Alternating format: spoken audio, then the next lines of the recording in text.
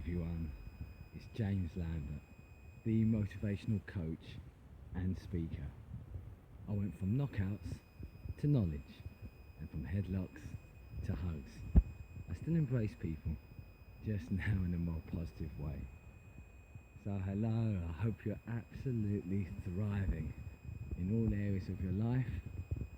You join me and my furry friend Max on a beautiful, terrific Tuesday here in the UK on my daily walk.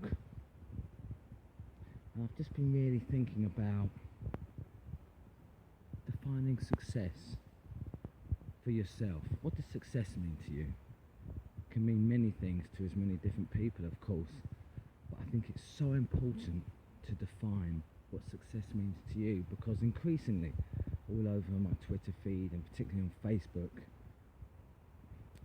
we're bombarded with what other people's version of success may look and sound like. And typically this is very, very overtly, I believe, materialistic. And of course there's a time to enjoy the good things, the so-called good things in life, of which watches, cars, planes, boats, whatever may be part of. However, is that important to you? Because if not, don't go blindly chasing them, because you'll realise you spent the best part of your life and money wasted on things that actually were of little to no importance to you. And this is the important thing, those two words, the last two, to you. What's important to you? What does success mean to you?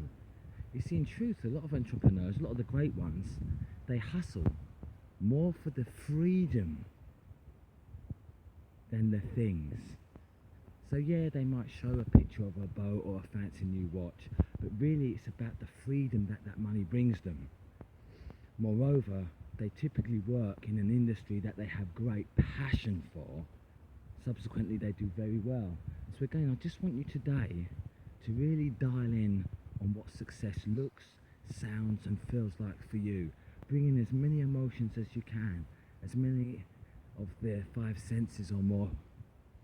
What does success mean to you? It just might mean more time for your family. So many people chasing these 70, 80, 90, 100-hour weeks, trying to get again these things, and they realise, snap, I'm profoundly unhappy. You know what? I'll be all right on part-time money if I can see my family more. Again, no judgment. What does success look like to you? And also, another interesting thing I've had recently, if you really believe it is in the car, if you think, well, I just can't be happy without a particular car in my life, I urge you, as soon as possible, go out and test drive it. Because the thing is, let's get crystal clear on this, it can develop great clarity. Because if you found, after having done it, that, yeah, you know what, I can't live without this car in my life, well then, crack on. You've got a goal, you've maybe got even more of a reason to hustle. However, what you may find is that actually, as beautiful as it may be and as quick as it may be compared to other slower, cheaper cars, it is just a car. And maybe, just maybe, that isn't as important as you once felt. And so you see, that again is so powerful because it gives you further clarity. And so you might have to again waste many, many tens of thousands of pounds, and more importantly, tens and thousands of hours of your life that you'll never get back. Money you can always earn more of, but your life, the actual sands of time that make up your life, you could spend the majority of it chasing something that in truth you don't really care about.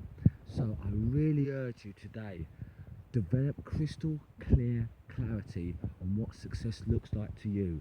Don't just be bombarded. For the longest time, I just thought, to put it in context, growing up, for some reason at some point, to have a Yamaha superbike was like super important.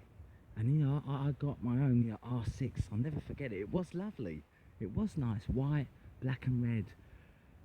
The joke was, within 3 weeks, I'd written it off and it almost took my life.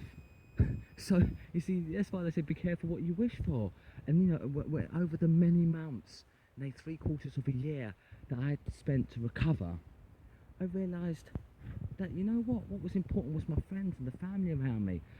I had the time, for the first time in my life, always chasing different things and goals and getting into fights. But I realised that, you know what, I started reading these personal development and self-improvement books, and it gave me a window into other possibilities and potentialities.